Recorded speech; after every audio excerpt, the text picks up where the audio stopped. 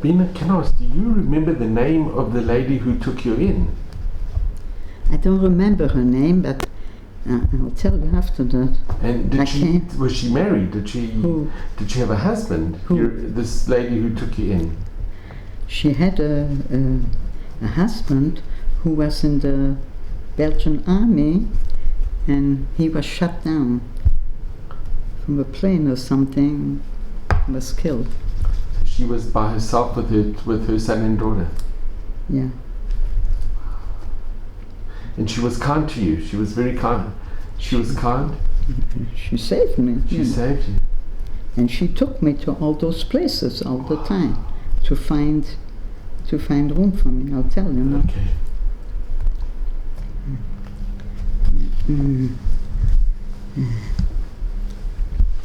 So they put curlers in your hair so you would look... So you look like a shiksa, because that's what they used to do with the children. They used to put it on them at night, and then they took them off in the morning, and so the hair was nice. So me, they did it so I should be like a shiksa, you know. Imagine. They always, everything that happened at night, and I was always frightened, and they never told me where they were taking me, the names of the people or anything, because the less they knew, the better, because what if they catch me and they ask me questions and they make me talk? I would give away the names of the places.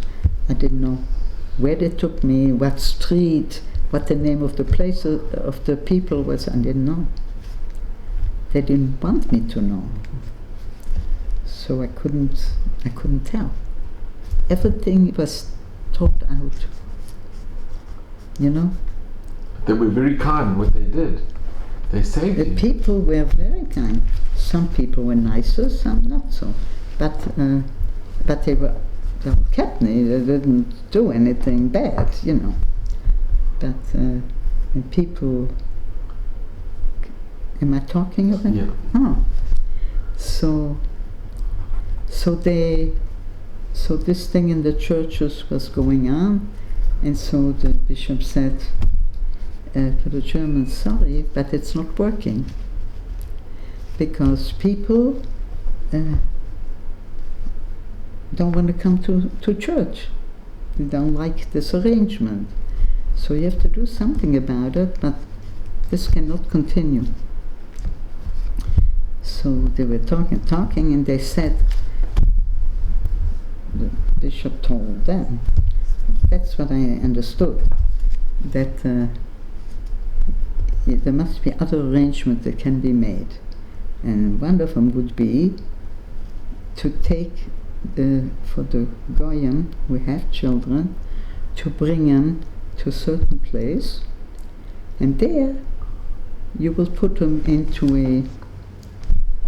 an orphanage or something like that. But you have to promise me that you will not touch those children.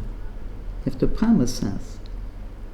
You said you wanted people who have children, they can't come to church. But we want to make sure, we don't want you to take them, but we want them to stay alive. We don't want them to deport them. So they said, yes, we'll do that.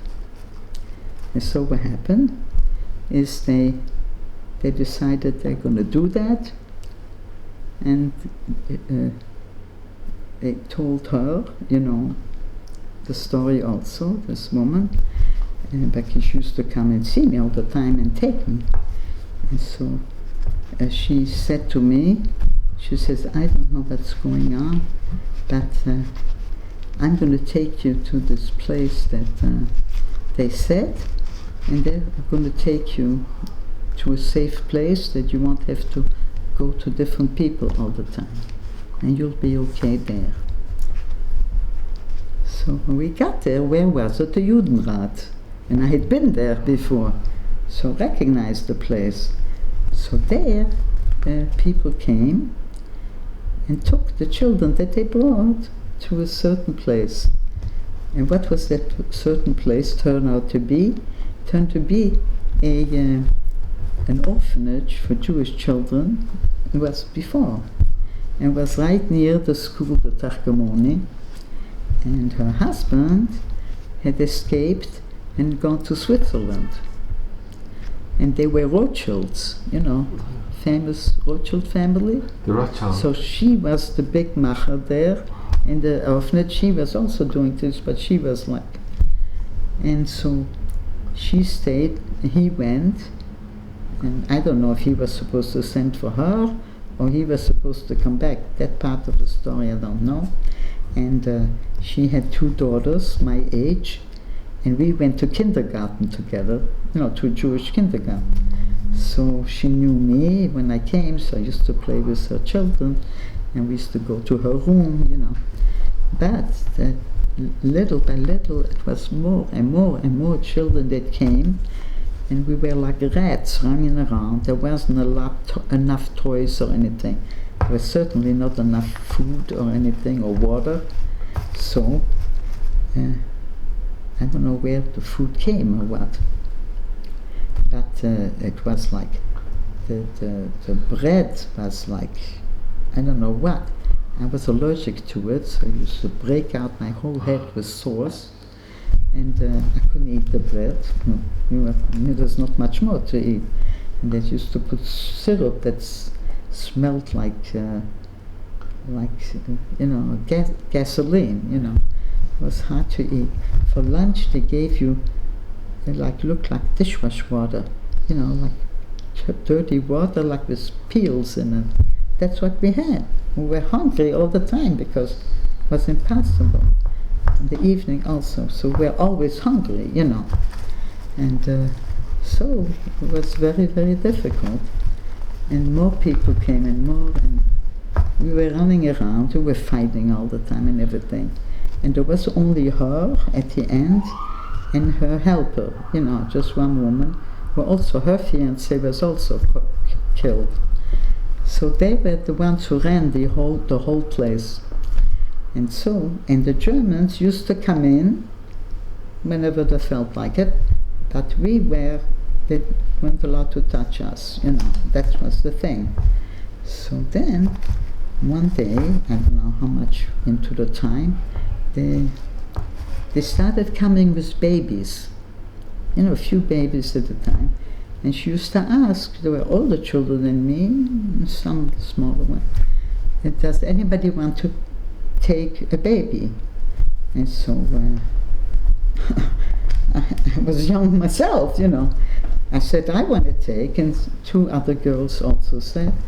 And she said, you're going to be able to take care of I said, she'll be my doll. I know how to take care of dolls. So I take care of them. So she gave each one of us, and we had them in bed with us, and they didn't have diapers or things like that, in those days. She used to sleep with me, and wet the bed all the time, cry, this. I used to give her to eat whatever we had, And somehow, she was my poupée, that's what I called her, poupée. I didn't know her name, I said she was my poupée. So I was having a wonderful time because I was busy with her. I didn't need anything else, So the other girls also, but they were older than I was. You were only about 7? Yes. So they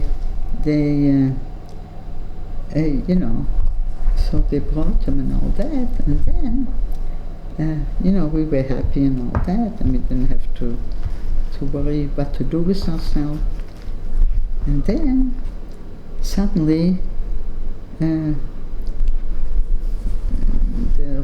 Madame Rothschild came and said to us, listen girls, you have to bring the babies into my office. We had never been in her office.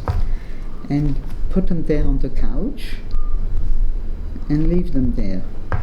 They were little babies, were 2, 3 months old maybe. So, and that's it. And no questions asked. So we said, okay. One put it in, the other one put it in. I was waiting to see what happens. And then I figured, okay, I better take mine. And when I went in there, I saw the 2 babies on the couch. I went to put mine, but I figured I have to know what goes on here. I'm not just going to leave her like that. So I went and I hid behind the couch because I wanted to see. And suddenly and they were little, so it wasn't like they were going to fall off or something. I don't think so. You know, maybe. So suddenly she comes in, Mrs. Rothschild and her helper. And they were talking like I couldn't hear that well. And then I heard a knock, and they answered, and he said something, I heard something, I don't know what, and they said, okay, we're ready. And I didn't see who knocked or where it came from. So each one took a baby. They opened up a door. I didn't see it because I was behind the couch. And they started going out, wherever they were going.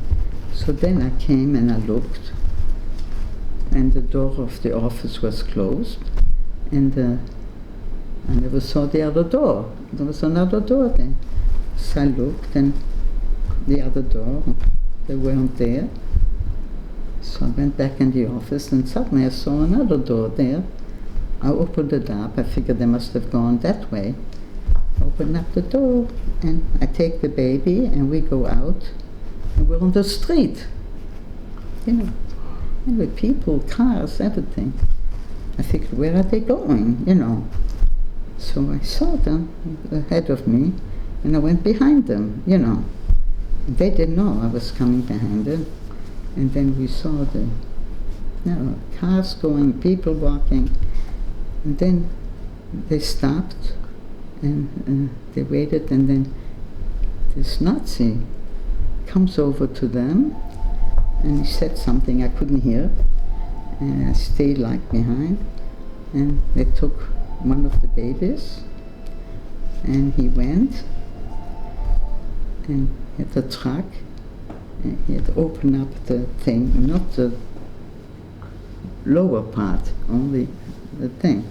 I took the baby and threw it on the truck, and it was crying, and then it stopped. I heard that. I started screaming. Everybody on the street, you know, was... This was in broad daylight, in the main street? Yeah. It was maybe towards evening, but it wasn't like... I don't know what. So when I started screaming, they turned around, they saw me, they said, "What are you doing here?" I said, "I'm going with my dolly. Wherever she goes, I go." They said, "What, are you crazy? What are you talking about? Go back in." I said, "No, I'm not. If you go, I go." And so, in the meantime, he came and he said, "Who is that screaming there?" And "Come over here, you." And so she said, No. You can't do nothing to her. She is on the white list. That's what they called it, the white list. And so they called these kids were on the blacklist. You understand? Yeah. You know what? They can come and get them whenever they want because they brought them, the babies. But we were under that they couldn't touch us, you know. They couldn't take us. So he says, "What is she doing outside?" and all that. If she opens her mouth again, I don't care what I'm going to do with her. So she says, no. And she kept saying, go. I said, no, I'm not going. I'm going with the baby, with my doll. And so he grabbed the other one's baby, did the same thing to them, and I screamed again, and I was furious, I couldn't stand it. I said, can he do this? How can he do this? Just a baby. So, goes, throws her in, the same thing happens. And then, I didn't shut up. He came over to me like in one shot and took me by my ear and he says, "Oh, you want to go with your baby? That's okay with me." And he wanted to take me, to put me on the truck. And they started screaming. They said, "You're not allowed to do this." Who started screaming? The women said, "You cannot take her. She is on the list. You cannot take her." "Yeah, but she's not supposed to be out. There's no excuse for that."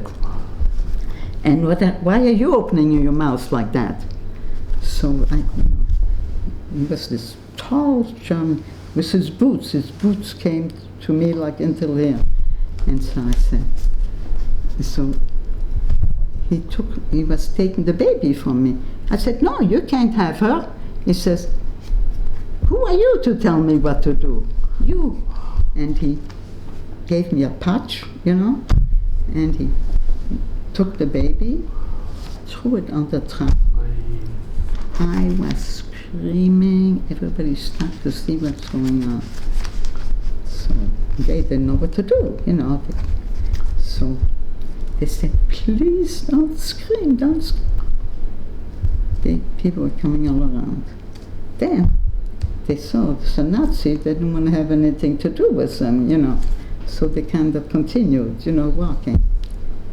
Came back, took my ear, twisted it, and started pulling me, like to put me there.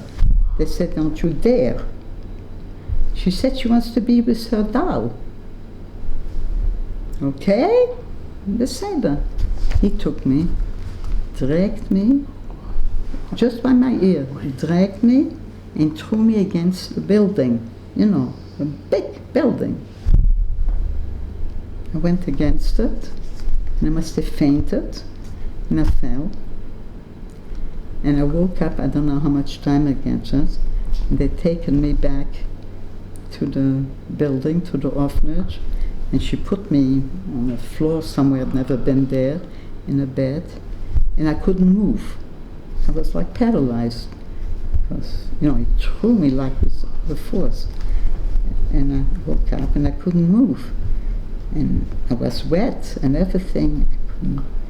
I didn't know what happened to me. So I was all by myself, and I started crying, and then she showed up to Mrs. Rothschild, and I said, "Where am I?" She says, "Well, she told me what happened, and she says, "I put you up here because I don't want the children to see you, and the Germans, when they come in, I don't want the children to know or talk about anything, and they should see in what in shape I'm in it all says, and I might be crying or saying something, so she can afford to do that, for them to see me, to come and see me and all that, So I have to keep you here." I said, "But I can't move, I can't do anything. I'm lonely all by myself." So she says, "I know, but that's the best we can do for you." So she used to take me and clean me and everything, and a long time. It took me a long time, and it still started moving again. It wasn't like a doctor that's going to come and see me, So finally, I don't know after how much time, I was a little better. So she took me downstairs, and so the kids saw me, but I wasn't moving around much. I was so. But then, her children played with me, so to speak, and all that. I always used to go into her quarters with the kids, So anyway, this went on like that, and then one day they came at night, and also, like there wasn't any water that we could use. There was very little water, so we used to get just a little bit of water to wash our hands. They changed our clothes like maybe once in 2 weeks or a month, I don't know. And then if we dirtied the clothes very much, then her assistant used to tell us, you know, we can't wash your clothes so much, so you have to be careful, you know. And what could we do, you know, for a few weeks go with the same underwear and thing. So, but we had no choice. So then, they came and they woke us up, and they said, get dressed, we have to go places. And what happened was that the people who were working in the underground, they used to work in the offices of the Germans, and they were both Jews and Goyim, but the Jews didn't look like Jews. They were blonde, they were there. So they were like this Belgians, you know. So they used to hear what was going on. When they heard that they were going to liquidate us and all that, they right away notified us, and they always used to come sometimes at night to do that. So they came and notified them, and so they told us to get dressed and we have to go someplace. So that's what we did. And they came and they took us little groups, because we were a lot of children, took us to all kinds of different places. They took us to a school, an empty school at night, to wherever they could, you know, to a farm, to you name it, just to figure out what to do with us after that. And so that's how things went. And from there, was this Jews and non-Jews in the underground? Yes, of course. It was both Jews and non-Jews. Yeah, but the Germans didn't know that there were Jews also, because there were blondes, they were there, and they didn't look Jewish. So they worked with the underground, you know. They were part of the underground. So they knew about everything and everywhere, and about hiding, and so that's where they took us. So you know, I went here, I went there. Then they took us, finally when they could, they took us to another place, and they took us to a place that was near Brussels, called Lam. That I remember from afterwards. So that was like a big villa on top of a hill. And it used to be an old age home, but I guess they must have liquidated them, and they took us there, and the Gestapo was on the side of it, a big Gestapo thing. And so they brought us in there, and we were there, and you know, it was very nice there. And of course we didn't go to school or anything the whole time. So they did things with us there, and they used to do little gymnastics, little things like to keep us busy, you know. How many children were there? Everywhere we went, there were different amounts of children, because some of them they went here, some of them they put there. Then we got together again, then separated again. So we used to do all these things, and there, the Gestapo, they brought stuff. They used to come and see us, but they didn't have much to do with us. But they saw us. They said, "What? We are going to bring you big things of potatoes and things to peel." And so the children used to sit and peel. I don't know how much for the whole place, potatoes and other things, whatever we could do for them. And because of that we were doing this for them, they used to leave us some. So we had more to eat, you know, and also they even, for their wives, they wanted us to crochet, you know, fancy, what do you call it? Gloves. And even I did that, you know, because I like to do. So we got things in return. So that at least kept us going, you know. And and the gymnastics that they taught us was the regular stuff. And then also, on top of the hill, they used to say, the two people have to embrace each other and lie down on the floor and roll down the hill. No talking, no laughing, no nothing. Quietly. And whoever does that, I don't know how many times, gets a prize. So we were doing it. In the beginning we were laughing and all that. After that we got better and better. And that was it. We're doing this was part of the thing. And that's what was going on, of course. And the Gestapo used to come in and all that was the stuff, and this never did anything. And then there was, and I was having problems with, with the food and all that. I had more things to eat, but there was this couple that was taking care of us there in that place. His wife was not Jewish, he was Jewish. And her family lived in that village or whatever it was. So he told her, and she was baking bread for her family. So she used to make some for me too. But I had to eat it by myself so the other children shouldn't be jealous. I mean, they were nice to me. So then, anyway, this was going on. And there was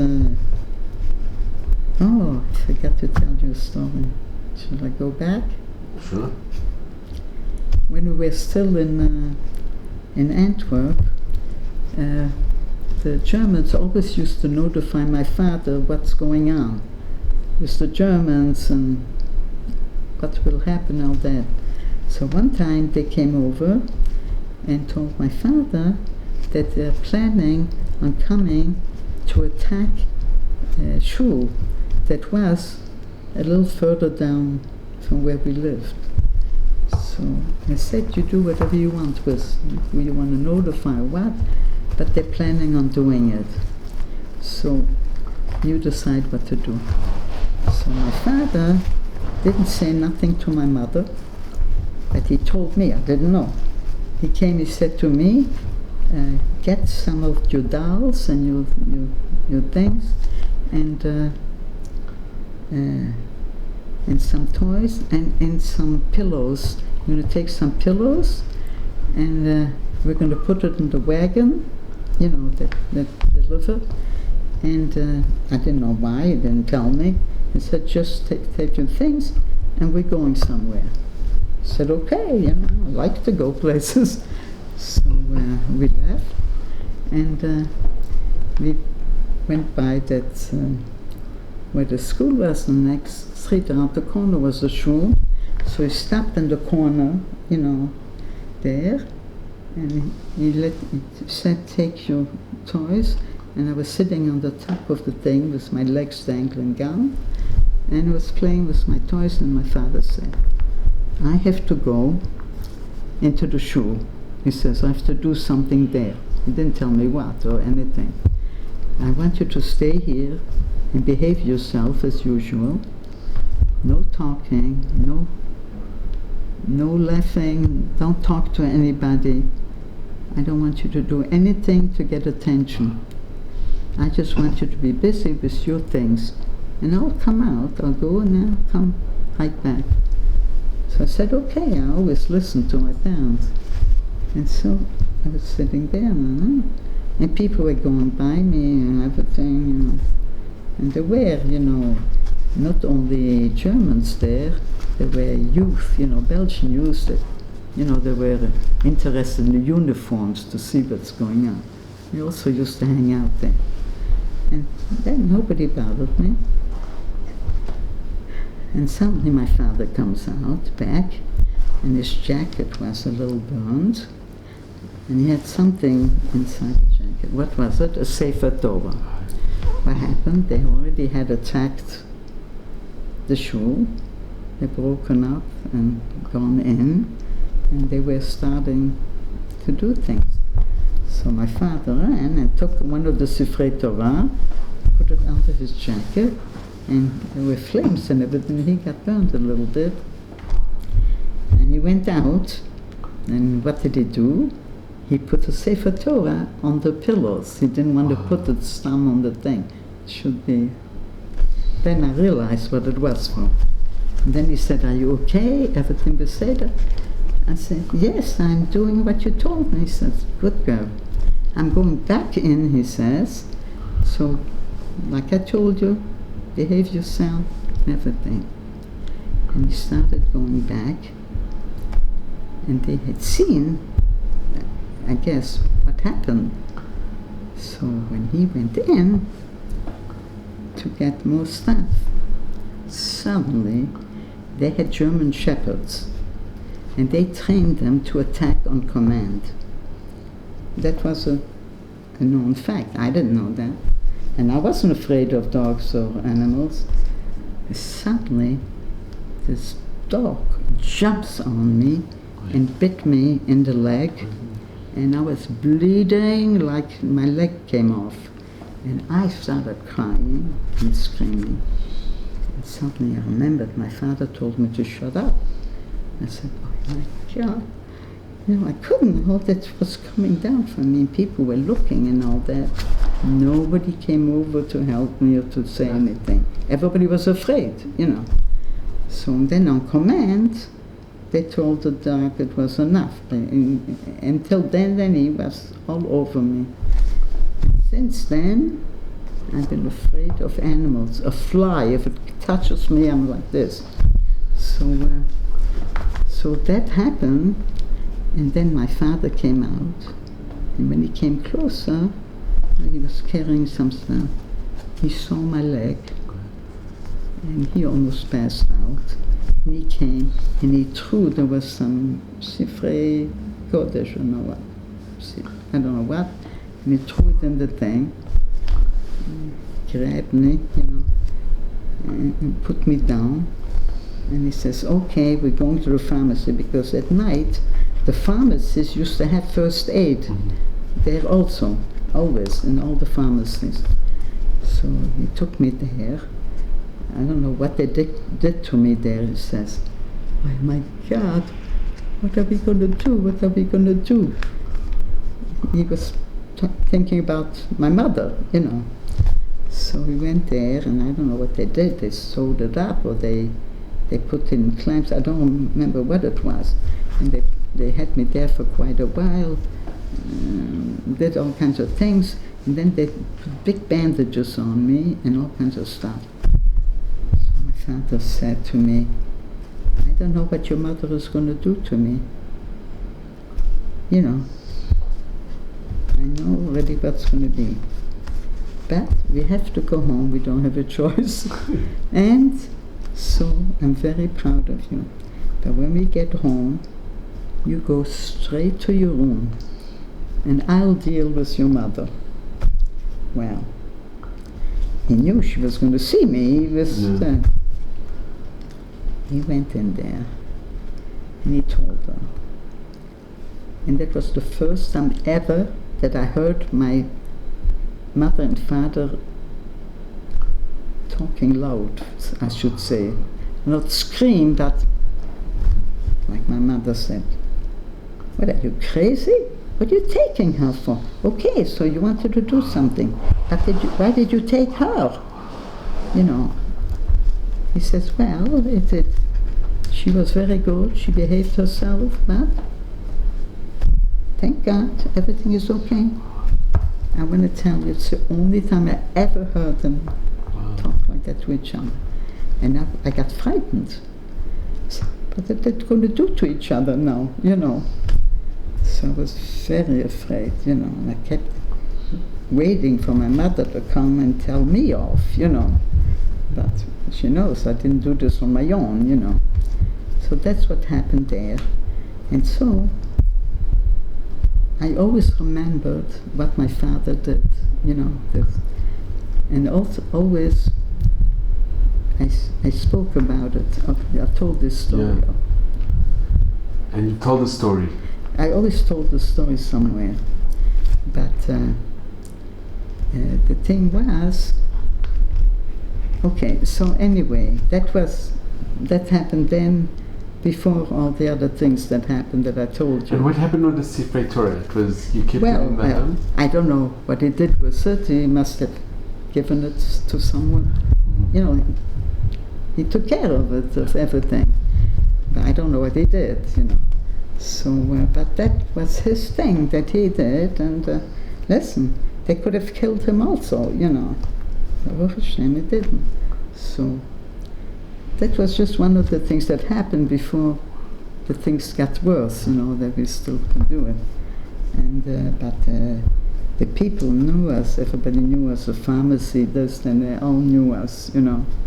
They were very, very kind to us always. And like that time when they caught him at the market and they brought him to the police station. And this pharmacy, huh? The pharmacy was probably, it wasn't a Jewish pharmacy, or it was a mixed pharmacy with Jews and non-Jews. It was probably a mixed, because it was open, otherwise they would have closed it, you know. And so they was at first aid, so they did things.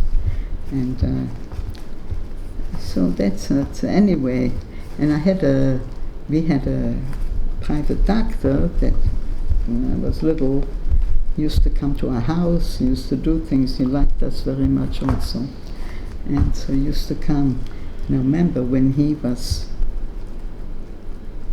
asked to also do things in the war, he came by to say goodbye to us when he was leaving. Yeah, he liked us so much. And he said, and he told us, he was a goy, but he liked us. He knew all the things my parents were doing for people. So he said, you know, you're such a wonderful people. I hope that you'll be okay. Wow, that's amazing. That's what he told us. And he said, I hope you'll find another doctor that will take care of you.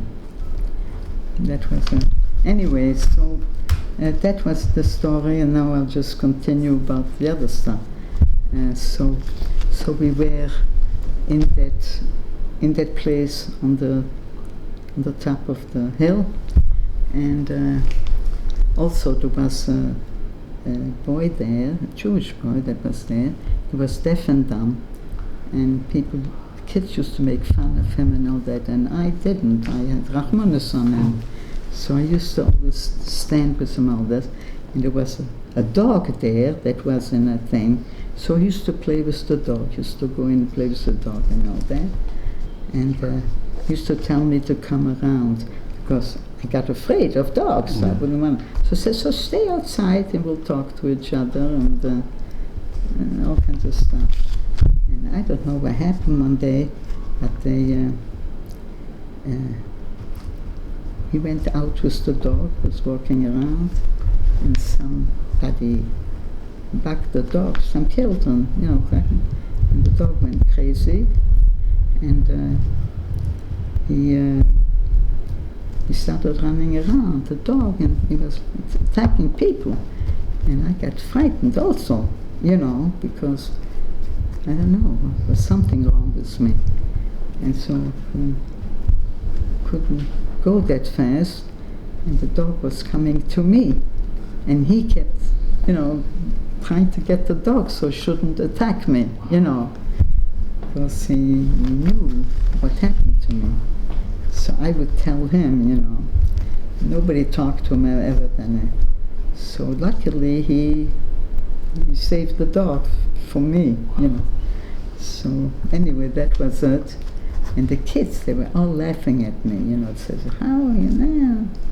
So one day, we're doing all the things we're doing there, and they tell us, night, everybody come out outside. So we went, we got dressed, we went outside, and they said, okay, amongst other things, they're trying to entertain us. They said, okay, now, everybody lie down, the pairs lie down on the hill, and roll down, and you know, quietly and all that. We did. At the bottom, they said everybody now is getting a prize. And downstairs, the underground was waiting at the bottom and took us away. So they trained us all this time for that purpose, but we didn't know it. See, people had clever ideas. And so they came down, and from there was a, wild thing, but they opened it up, and they took us all out from there, because they heard that they were going to come and get us. So you see, always there was something. So they took us put us in stables, they put us wherever they could find a place to go. And then there were so many places we were, but also we wound up in a convent, and so we got there also, and it was usually towards the weekend when it happened. So we were wherever we were, and they took us from there, and like about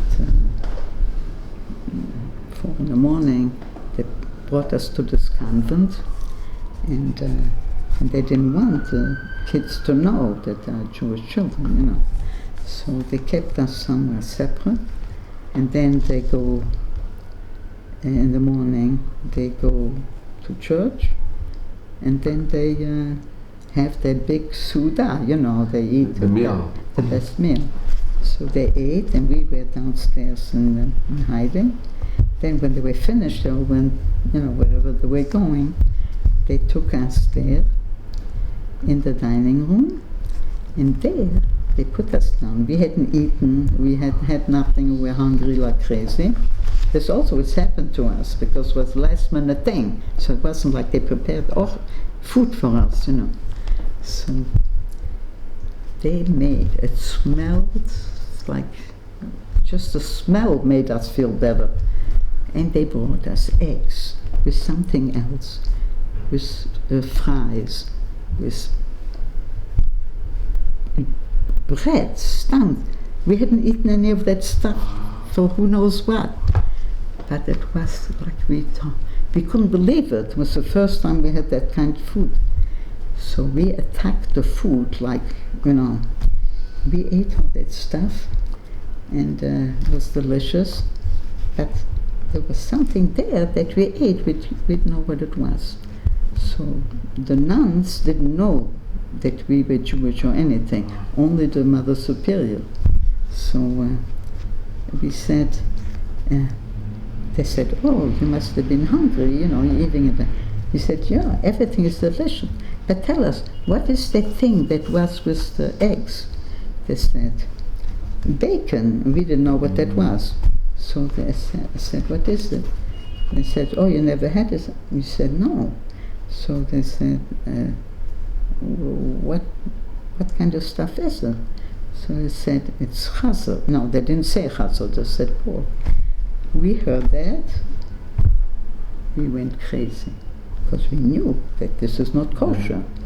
Everything we ate, we didn't ask questions, because we figured it's something we know.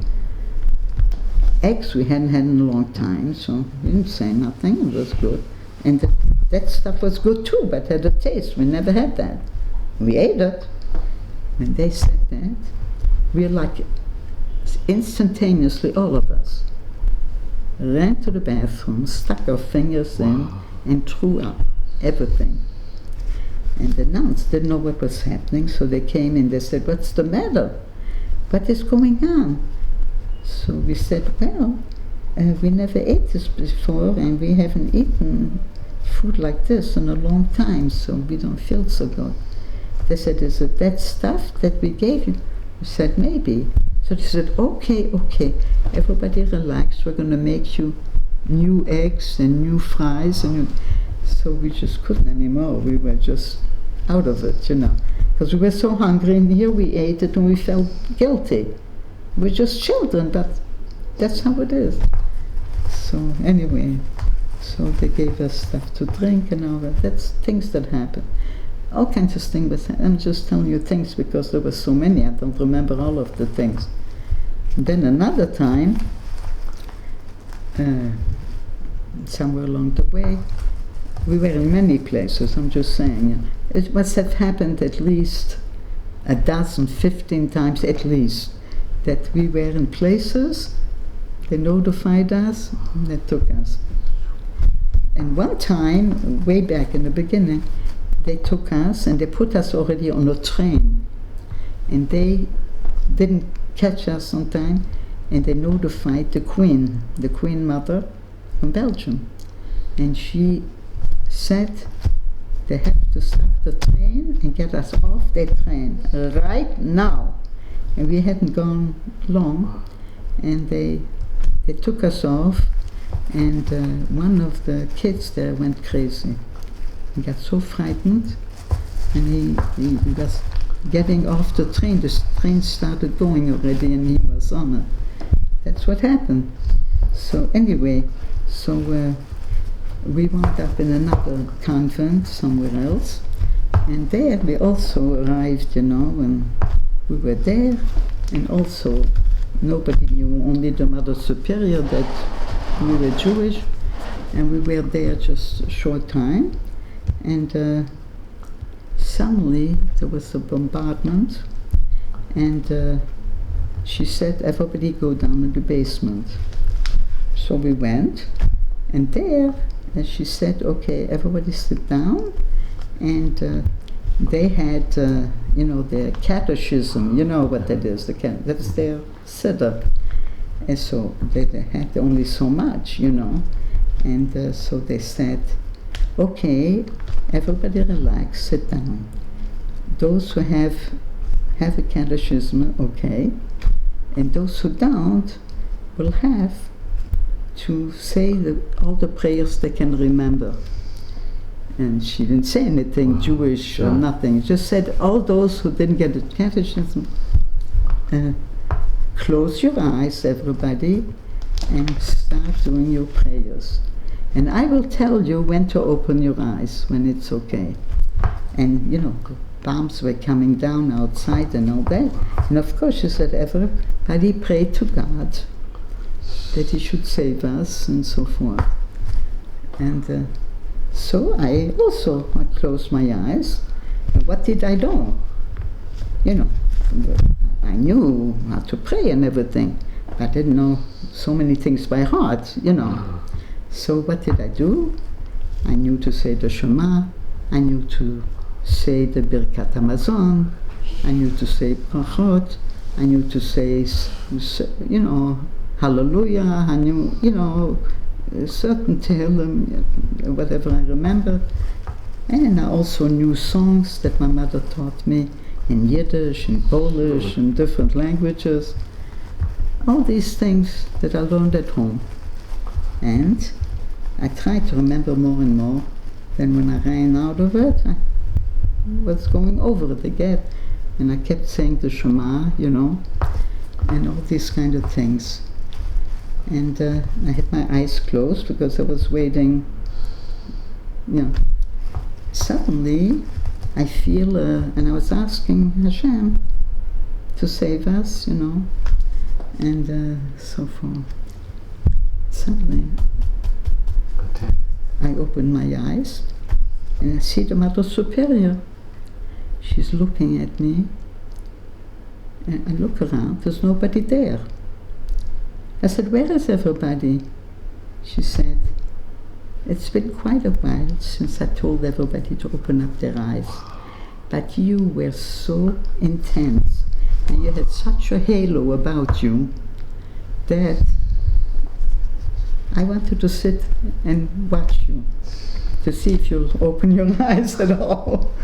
And she says, but you didn't. And I want to tell you something. And she gave me a hug. And she says, you know what? I told everybody to pray to Hashem. We all have the same God. She said. And you know what? You know why I'm giving you a hug?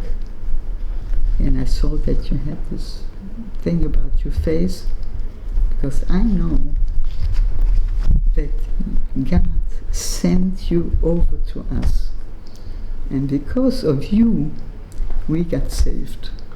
Wow. That's what she said to me. That's unbelievable. And I just looked at her thinking, she must sugar, no? And I said, you know what I was saying? She says, well, I know about these things, but I don't know what. She asked me what I was saying, so I was telling her. So she didn't understand everything I said, you know. But she said, Wow. just keep on doing it, just keep on doing whatever you did was great, because you didn't even hear when I told you, you didn't hear that the people went out. And she said, thank you. You thank God for me, that He watched over us because of you. I didn't know, I didn't think I did a big deal, because even all the time I was doing that in the wartime. I kept saying Shema, I kept saying things, you know, just to myself. Sure. So then, I don't know, the bombing had stopped and all that, and then this and that, and it was always getting closer and closer. I don't know, whatever it was, I got ill. I don't know how far from one day to the next, you know. And I was very sick. I got a high fever. You were still in the convent? In the convent, yeah, we were there. I don't know when it happened, you know, because I don't know how long we were anywhere. And so I didn't feel good. And I was in bed, and we slept like the second floor or something. And, you know, the roof was, you know, on top of us. And, you know, we went to sleep and everything. And like I said, I didn't get up or anything for anything because I was too sick. And so they used to bring me something here and there, you know. And that was it. Most of the time I was lying down. I didn't know what was going on. And suddenly I hear this tremendous, you know, thing. And I kind of like opened my eyes and I looked, and there was a hole in the ceiling. I mean, there was a bombardment right there.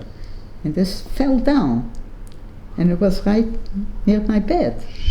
And I looked up and I couldn't believe it. And I looked around, nobody there. Nobody's there. And I look again, and with the fever and everything. And I started hollering. I said, anybody there? Anybody there? And the stuff kept falling down, you know. So anyway, somehow I waited, and then I kind of got out of bed, and I went looking. I went all the way down to where we were before, you know, in the basement. There was nobody nowhere. And I got frightened. I was left all by myself there. How come they didn't wake me? They didn't take me? I was very upset. You know, I said, something happened, something terrible. So I didn't know what to do. I went back upstairs, and I figured I'll put on some clothes or something. As bad as I felt, I didn't want to stay by myself. So got dressed, I went outside on the street. There was nothing outside. It was quiet, like Yom Kippur, you know. So I just went out, and I just, you know, here and there I looked. I didn't know what to do. And suddenly this woman comes towards me, and she said, what are you doing outside? I said, I don't know, I was left by myself. I don't know where everybody is. She said, where did you come from? I said, here, this place. They said, oh, they probably went out hiding. I said, but they didn't take me. I said, what happened? They said, maybe they didn't know that you didn't come with them. I said, I don't know what to do. I don't feel good. So she said, okay, you come home with me, and I'll keep you there, and I'll look out the window, and when I'll see them coming back, I said, well, I hope nothing happened to them, you know. I don't know what's going to be with me. But she said, don't worry about that. Everything's going to be okay. So I stayed there.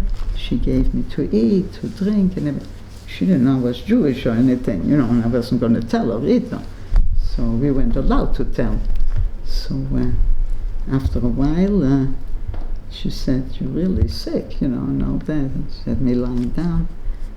And then she said, okay, I see they're coming back.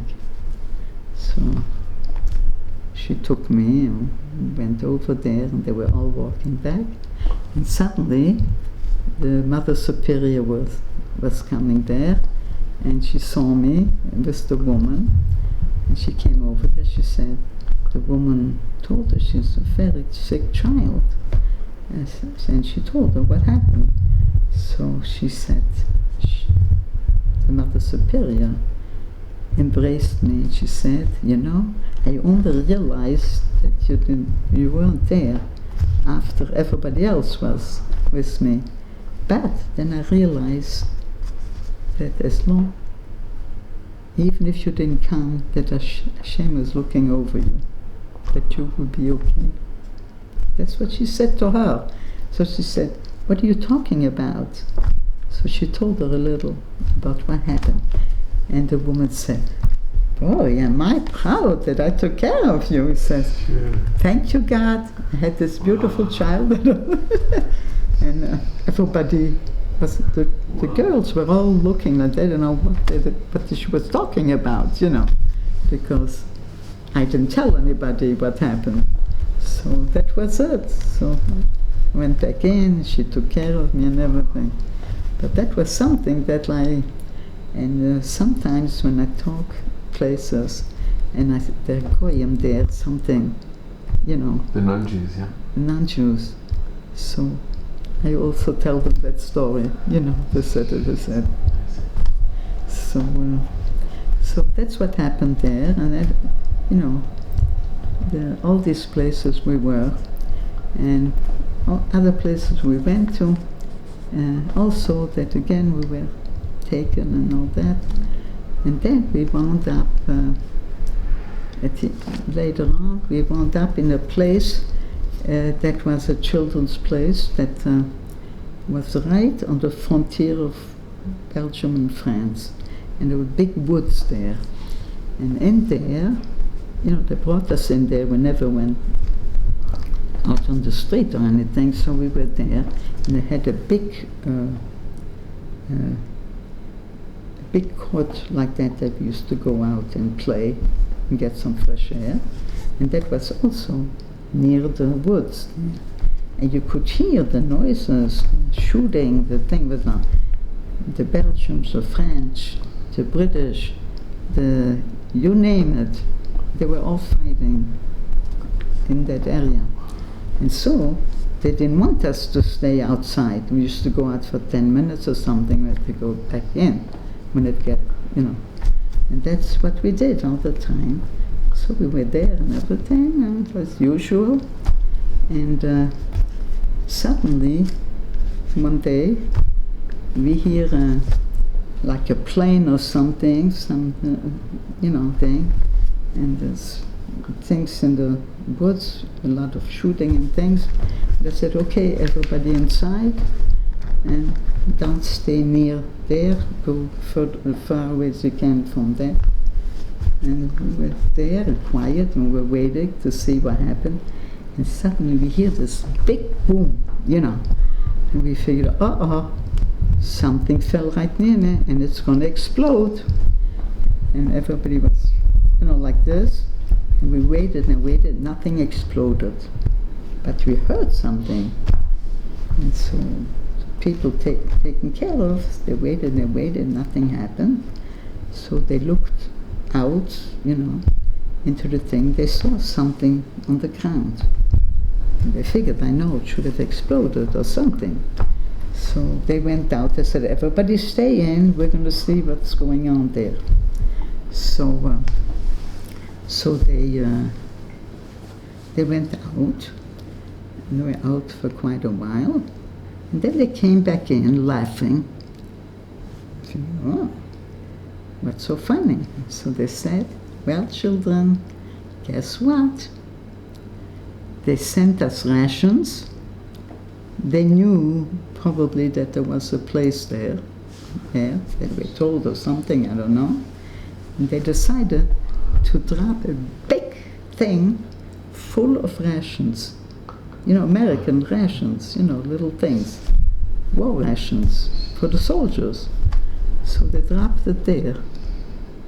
in the court.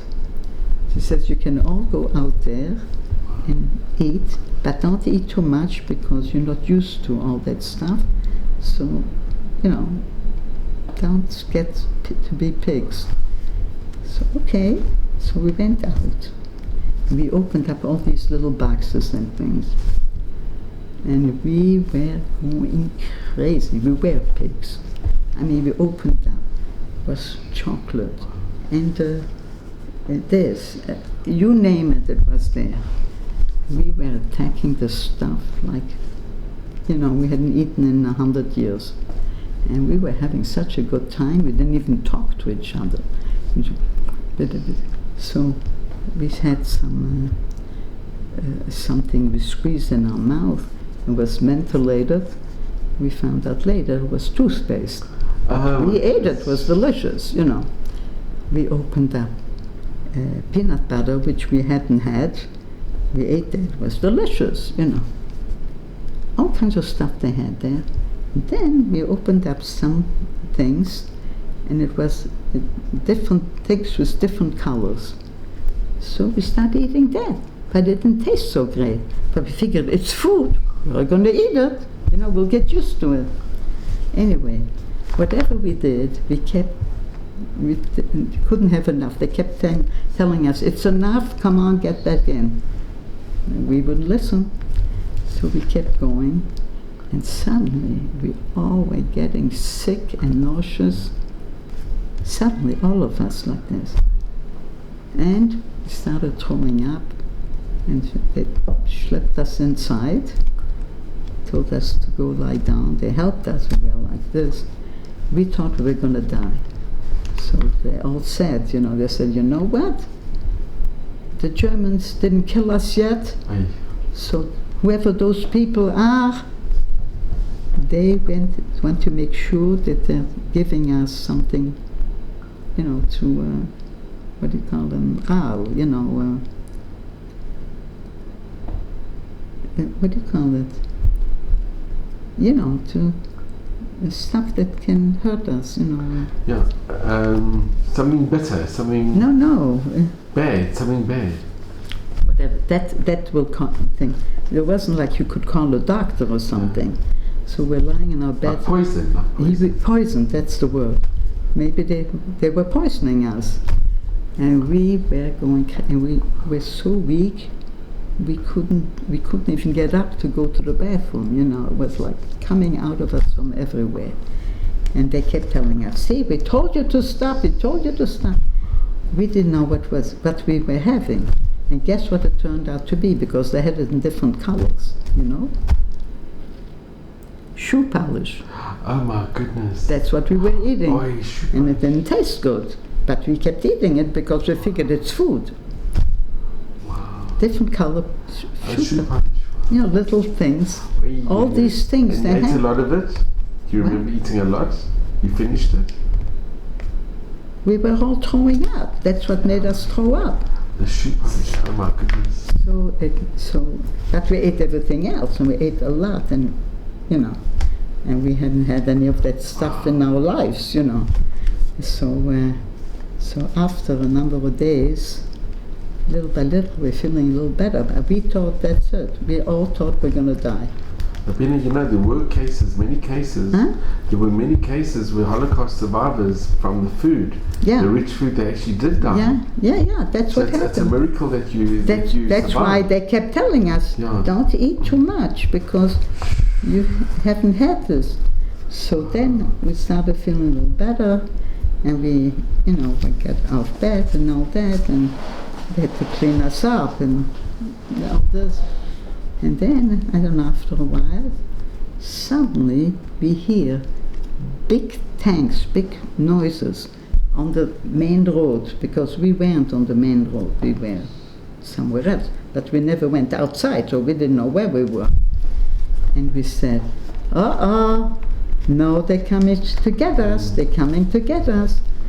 the women who took care of us, they said, okay, let's see what happens. And it was getting closer and closer and closer. We said, okay, let's say Shema.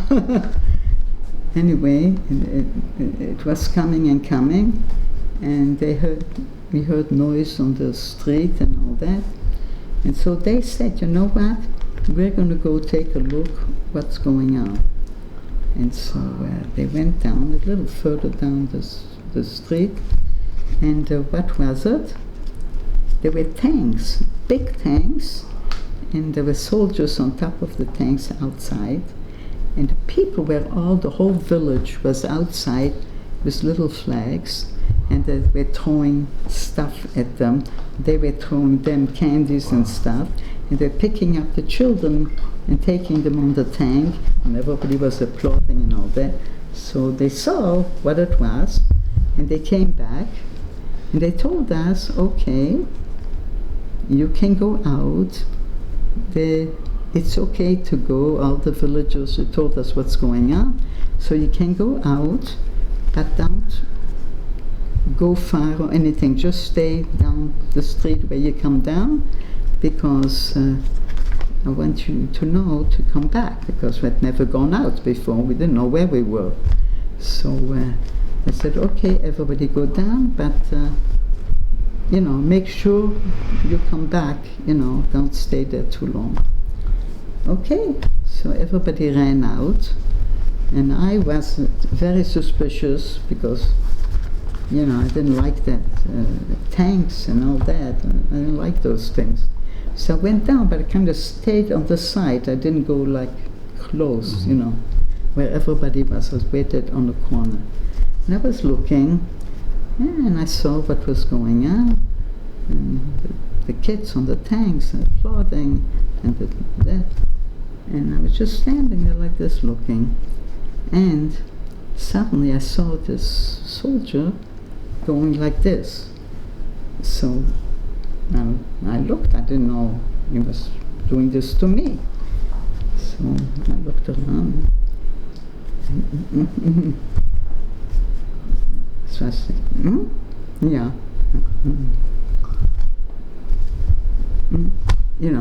No. Suddenly jumped off the tank, and he was coming towards me. So I got frightened, because I saw a soldier, but to me a soldier is a soldier. Yeah. It's not kosher, So I started turning around to go, and I wasn't sure exactly which way, because I got frightened. And so he came, and he held me. He said to me, you speak English? I said, yes. He says, well, why aren't you coming out like everybody else? So I didn't answer him. So then he kept saying things to me and all that, and then he says to me, are you by any chance Jewish? And I wasn't going to tell. I was never allowed to tell. I said, who is this guy who wants to know if I'm Jewish? He thinks he's so smart, So I didn't answer. And he kept telling me, are you going to tell me or what? And I didn't answer him. And he kept saying to me things, and I started crying. So he says, why are you crying? I'm not doing nothing to you. He says, I want you to come with me back down there. I said, no. He says, yes, you are. He says, I want you to enjoy being there like everybody else that's there. So he says, I want you to tell me if you're Jewish or not. And I wasn't allowed to say, right? So I just didn't answer him. He schlepped me, took me there. He schlepped me on top of the tank. He schlepped me up there, and everybody was going. Every time they took a kid up, they were applauding. And I was crying. So they looked, what the hell is she crying about? Everybody's happy, And so he took me up there, and he was holding me.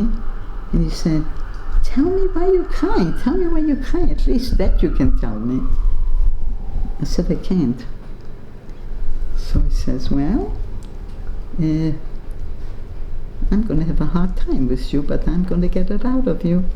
So anyway, they was there, and they were throwing things, this and that, and whatever was going on. And then he kept saying things to me, and every time he did, I cried more. Whatever he said was driving me crazy.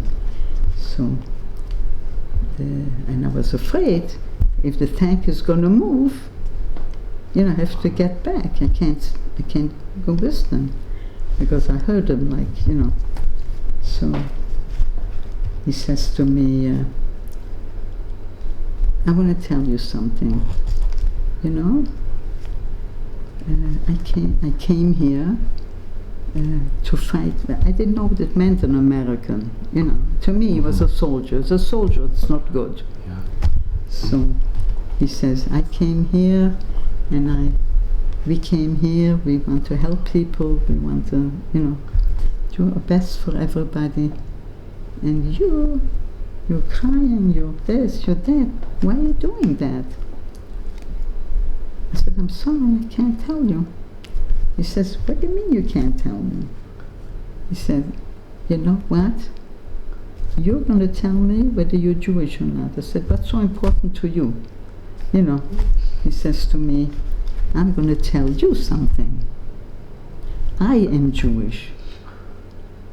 He says, and I looked at him like, man, he really wants to fool me, right? So I said, is that good? He says, does that mean nothing to you? I didn't answer. So then, we're talking, and then he kept, telling me, I want my family when I go back, I want them to know that, we came to save people and to do good. He says, I want to know your name, I want to know where you're from, about your family and all that.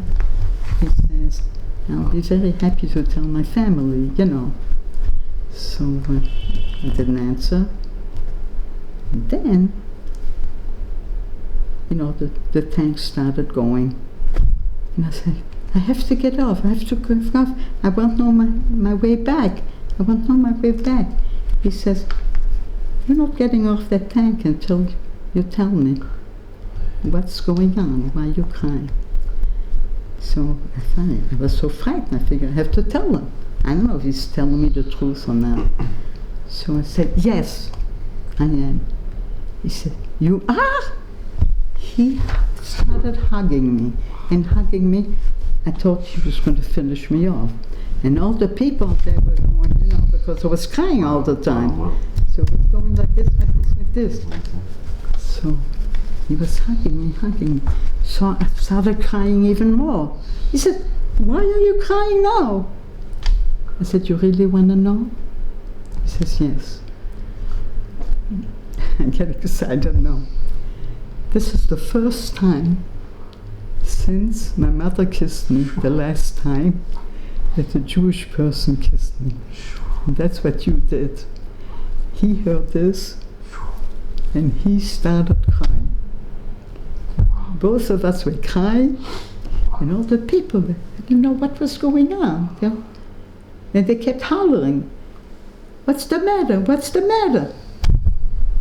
And he said, okay, he says, I'm going to take you down. I'm going to get you to where you have to go.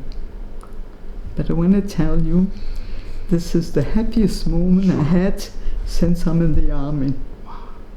And I'll be happy to tell my family. Sure. What do you think of that? Unbelievable. There's no words. So I couldn't stop. I couldn't stop. I'm crying now. It's just like he was beside himself. And so he also asked me, he says, why didn't you tell me? I said, because nobody was allowed to say that he's Jewish. Nobody here. We had orders. You're not allowed to say, because you don't live much longer if you say, And I didn't know. I said, you're a soldier. So to me, a soldier is not something good, And he understood. And so he was crying. And he took me back. And he said he hopes that one day we will meet again. And that was already like the end of the war in that area, you know, they were capturing different places. That's what happened. Binah, how old were you at this time? Must have been around 10 years old, something like that. And then from there, they took us, you know, when the war ended, sort of, in these different places, and they took us to other places, near Brussels also, to a different place, and they had a beautiful place there also where they took children. They had like 5, 6 or 7 children's homes that they had with children that survived the war, and they were in different towns and different places, and we were in this particular place, and they the first time that they put us in schools, not Jewish schools, there were no Jewish schools, but right, we had to walk 2 kilometers to school and back. It's very far to walk, but we were happy to walk because we were going to school. We had never been to school, you know, in the wartime. So we were happy, and the people were very, very nice to us, the teachers and everybody. And even they told them that we cannot do anything on Saturday, you know, we're not allowed to write and to do this and that. And so they really took care of that. They taught us songs, they did all kinds of stuff, and we were happy to go to school and everything. And then they started, we used to pass by kinds of things on the way going to school, and I saw there was like a nursery, you know, with plants and stuff, and I loved flowers and plants, because, you know, besides my father used to bring home always flowers for Shabbos, but we used to go on Sunday, my mother and I, to the market that was full of flowers that the Goyim used to buy. And we used to walk around by those flowers, and my mother used to tell me everything about them. And I loved flowers. So when we were going by all these places, and I saw those things, so I was telling everybody how much I loved this. And so I was, oh, I can't wait to have my own flowers. So I told this to the people in the place. And there were 2 young women who were hidden in the war, in also some place. And after the war, they found out that there were children homes, and, you know, so they figured, you know, maybe they'll go and help out, you know. And so they came to our place, and they said they would like to help, to teach, or to be madrichot or something. And so they accepted that, and they were teaching us, you know, Chumash, everything take us back to Yiddishkeit, you know, and all kinds of things. So I told them about it. I said, oh, I love those things and all that. I said, oh, yeah, that would be nice. So I know that they gave me a few pennies. What it is, it says, you know what? Next time when you go, you can go in and buy yourself something. I said, yeah, but that's not nice. I said, what about the other children? I said, well, you have a good neshama, but we can't give everybody, but we'll see what we can do. So I didn't go. I didn't go to do it. So I felt it wasn't right. So they went and they talked to the Menahelet, and they said, okay, we're going to make something. And outside, you know, there was a big piece of, well, nothing there. So they had us dig it up and all that. And then they took all of us to that place, and each one could buy something and bring it back and plant it there. And that was the biggest thing that had happened, you know. We forgot about the war, we were so happy with it, and they thought it was a great idea, you know. So all these things were happening. Anyway, after a while, what was happening? They were giving out the names of the children and everything. And suddenly, the people coming back from the camps and from hiding started looking, maybe the children are alive or somebody is alive. They figured they'll come. They went to all the places. There were 5, 7, I don't know how many in different. So they kept going to all these places to looking for if there was a child there. They came to our place too, and we went crazy because when we found out, all of us wanted somebody to come back, and they were coming back. And those who came back from the camps were like this. You know, it was like we couldn't take it, you know. We used to sit and cry, you know. And we said, how could we recognize them, you know? And on the other hand, how are our parents going to recognize us? We don't look the same. They don't look the same. Maybe they'll come and they'll know it, they won't know it's us. So we became nervous wrecks, and they used to come every day, morning, night, and they saw that we couldn't sleep, we couldn't eat, we went to school, we couldn't pay attention. So they realized it's not a good idea. So they decided they're going to have them come only once a week. Also finished us off. Every time it was something. And I think maybe altogether, maybe 2 children or somebody had somebody. But everybody else was like, you know. And so finally they said to them, you know what? We cannot deal with this because the kids are not normal, you know. So they said they can come, but they can only come to the office. They'll show them pictures, they will tell them the name of the child, and that's it. And because they can't, it's not good for the children. So they understood it. And that's what happened.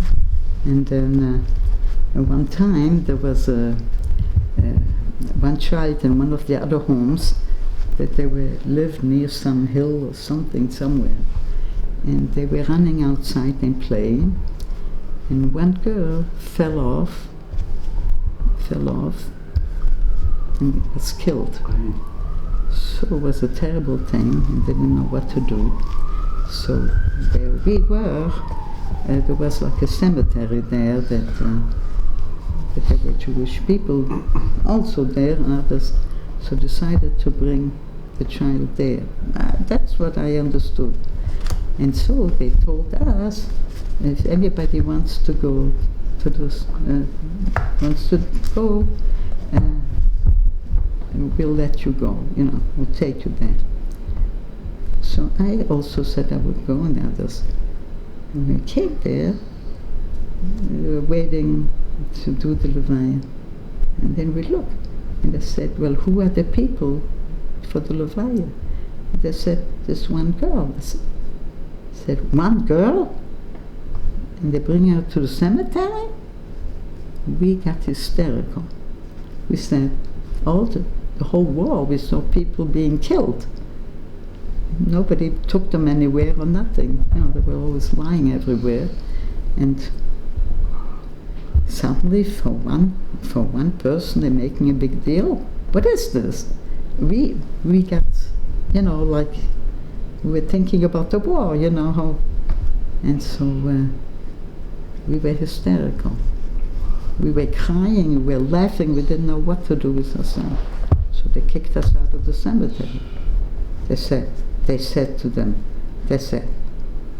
want the children to come there? Look at them, they're crazy kids. That they threw us out because we behaved like that. So after that, I didn't go to cemeteries anymore, at all. I used to go to people said Shiva, I went to the Shiva, I didn't go I wouldn't go to cemetery because I felt like, you know, if I get hysterical, it's not going to be very nice. It took me a long time until I went. Yeah. So anyway, so then then happened with the story with these two young women, the two sisters. The older one was the one who was teaching those children who knew more than the others, you know, teaching us Chumash and everything, you know. She was very, very good, and she was so into it. She used to talk to us, and she used to dance, and she used to this, and kind of get us involved. And one time she was telling something, and I liked her. I said, oh, I love it when she teaches. And the other one was teaching the children who didn't have so much. She was the younger one. One time she was talking and saying something, and suddenly she said something, and I started crying in the class. And I couldn't stop crying. And so she said, what's the matter? I just got up and I ran out of the room. So she ran after me. And I was there. She says, did I do something wrong? What? So finally I said to her, I said, well, what you said is something that my parents talked to me. And it reminded me of what I said. I'm getting nervous. And I just couldn't take it. I couldn't believe, you know, that you're saying this. So she says, oh, I'm so sorry that it hurt you. I said, no, it doesn't hurt me. Just you're saying what my parents were saying, you know, explaining something. And I was just crying. She said, please come back to the class. I said, I can't. I have to relax. And she says, and you know that I love you, and I love your classes and everything. And so she says, but I can't leave you like that. So I told her, you know, I'd lost my whole family and everything, and she was also from Antwerp and everything, her family. And she says, we probably all knew each other. And so she kind of said, you know what?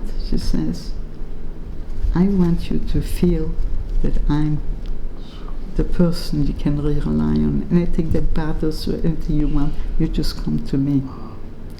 She says, because I feel that you really need some, and I'm willing to do that. I myself like it. And so she became like my mother. You know, she couldn't be my mother, but I mean, not that old. But since then, all her life, all the time, wherever I was in the world, we were always in touch. You know, she was like my mother. Then later on, when I got married, then we became. She got married, and I got married later, and then we became like friends instead of just, you know. And everybody knew about me, her family, everybody. She was really, we were like family. I was invited to all their simchas, everything. Yeah. And we were very, very close. So, anyway, so that was there. So I was doing all these things. Binah, can I just ask, what? During this time, did you ever dream or hope that your mother, or your father, your sister would come and find you? And you know what? After that, that's the story that my uncle came back to look for me, because he heard that I was alive, and so he found out the place where I was. He came, and he said, you know, he came back to look what the thing is with, and he said to me, you know, when my wife and children come back, you will come be with us. And so then, when they came back, so in the meantime, he came to see me a few times. School was on, so they wouldn't let me leave. I had to finish the school year. And then, in the meantime, he asked him if he can take me out for the day or something like that. And he took me back to Antwerp. And then we went, and he said, you know, anything, we're going to go back to see the house and all that. Is there anything there that maybe anything there? So I said, well, I remember that I went down with my father once or twice into the basement, and there was like coals, you know, a room like that had coals in it, and all that for heating and all that. And I know my father was making some holes in the walls there somewhere and putting things in there.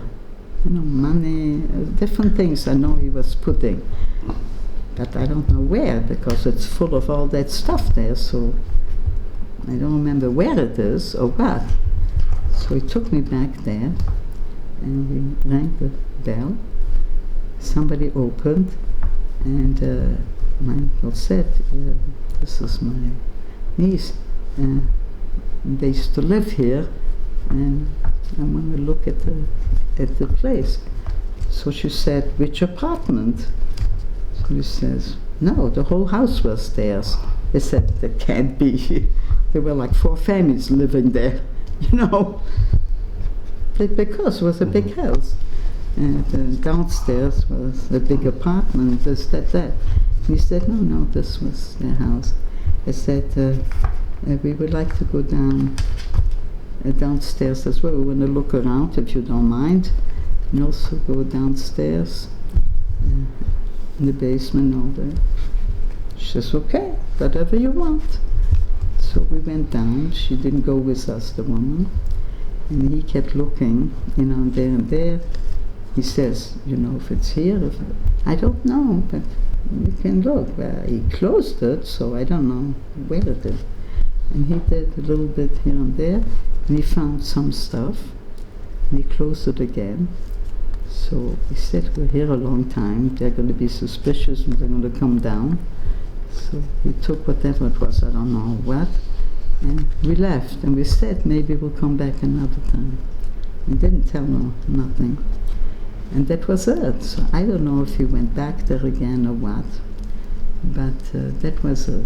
And then, when his wife came back, they came to see me. I was still going to school there, and she was looking at me and all that, and she never told me all her life or nothing what happened when they went away. She probably figured I won't remember or nothing, you know. She never said anything about it. But you remember? I remembered very well. I never said anything. Wow. I never asked her, I never said anything, because I didn't know if she told my uncle. And I didn't want them to fight or anything. I kept my mouth shut. And you were close with your uncle? Yes. Much more closer than your aunt?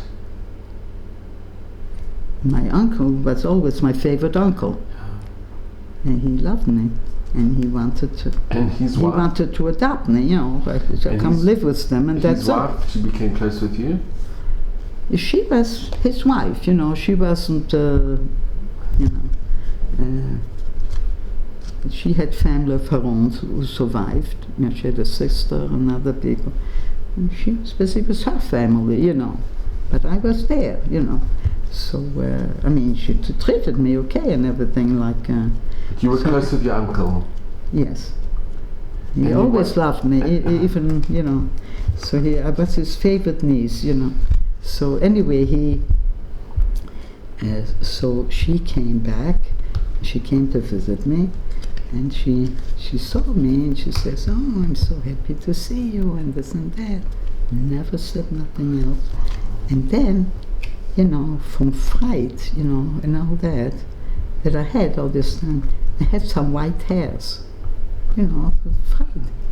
And so she would pull them. Why? She pulled, well, I said, what are you doing? She says, you're just a child, you're not supposed to have white hair. I said, it bothers you? It doesn't bother me. Why does it bother you? She says, no, that's not okay. That's not okay. I'm going to take care of you. I said, please, I don't want it. You know, I was a child at the whole war. I had to behave myself. Yeah. You know, we couldn't fight. We couldn't say things because we had to behave yourself. We didn't have choices. People couldn't deal with that if we weren't behaving. So I always had to be a nice person, you know, and that's what I was. And so like she wanted, me to take a bath or something, and so she said, okay, I'll run your bath for you, and give you a bath. I said, you don't have to give me a bath. I said, what do you think I did all those years? Who do you think was bathing me? I said, I had to do it myself, and I didn't have that many chances of taking a bath, So she says, what happened? I said, I was in places where, we didn't have water, couldn't. So we had to open up the sand, especially in the convents it was more so. They used to give us a little glove, a thing, like a towel glove. Towel. And we used to stand by the sink. They used to say 1, 2, 3, turn on the water. We used to catch the water on the thing, and then they would close it, and we used to have to wash ourselves with the water that we got and all that. And I think that once in 2 weeks or more, I don't know, we used to take a bath. And what was the bath? There was a shower. You couldn't take a shower because it's water, a lot of water. But the bottom of the thing was like a little thing. So we used to sit down on it. Okay. They closed the thing. They used to let some water come in. And we sat in there. And that was our bath, So we were very happy. And, we were sitting, there was like seventh heaven. And so that was I knew. And otherwise, even after the war, I knew you're not supposed to use a lot of water. I didn't know. So when I came to her, to their apartment, I said, no, I'm going to take a bath. I know what to do. So I put in some water in, and I went into the tub. And so she comes in, and she says, where is the water? I said, I'm sitting in it. She says, it's not a bath. She says, what is this? And she started running the water. I said, but you're not supposed to use so much water. She says, don't worry about it. And so she also took and started washing me. I said, I don't want you to wash me. I can do that myself, and I know how. So I told her the story. I said, I didn't want it should cost you a lot of money for my bath, She says, well, everybody does it like that. You forgot already? That's what she told me. And then the kids were fighting all the time. They were teenagers. They used to get into trouble, and And you were staying with. I was staying with them. And where were you living? Was this in Belgium. In Belgium. And we lived in Antwerp. In Antwerp, and we lived on the street that was right near where I was in the wartime. Wow. And where the Tarkamundi was and all that. And so, at the first time I was going to school, she let me out, and I went to school, and she gave me a key, and I'd never had a key. And so when I came back, I wanted to try to open the door, but I didn't know how. I didn't know how to do it. So I couldn't go in, and she wasn't there. So I sat out downstairs, and I was waiting for somebody. And some woman came in. We lived downstairs, and we were going up. So she says she didn't know me. So she said, "What are you doing? You waiting for somebody?" I said, "You." She says, "Why?" I said, "I would like you to help me to open the door." They said, "Are you trying to be funny?"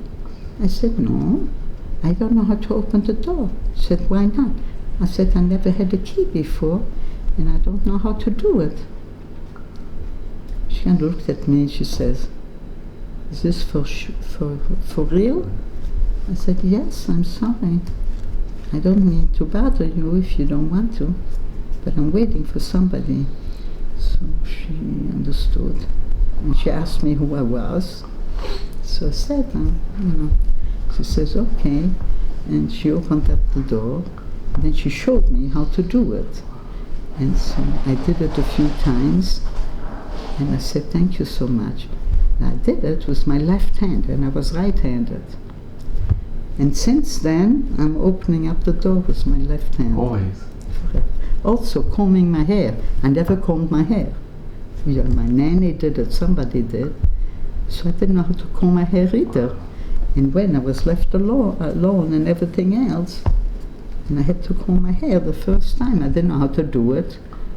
So I took the comb in my left hand,